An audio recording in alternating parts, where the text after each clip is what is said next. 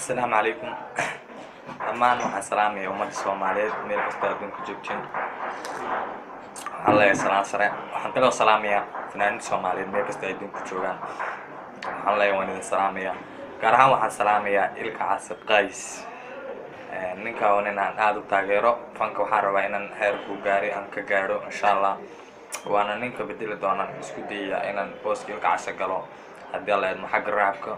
waxaan kale halkan fariin ugu diray Ilka Casab Qays. waxaan leeyahay saaxiib heesii hore aad qaadi jirtay sidii dahab la moodiyay kala la ciyaar ashaq bay helay alla beerka heesahaas macnaha inaan rabo inaan dib u soo bedelo iyo maryanay wadnaha way qaad boga iyo wadnaha way qaad inaan nolosha la qaybsado doon heesahaas aan rabo inaan saaxiib dib u hagaajin ku soo sameeyo haddaad ka raali tahay saaxiib codsigaasan ku watay fariinta saaxiib videogan waad arki doontaa insha Allah waxaan ku leeyahay saaxiib codsiga ii hirgeliyay haddii aad videogan aragtid qof kastoo videogan arkana waxaan leeyahay sii share garay ku dheh waxaan leeyahay waan idin salaamayaa dhammaan saaxiib meel kasta adduunka joogtiin galab wanaagsan yahay shaah ku soo dhawaada waan idin salaamayaa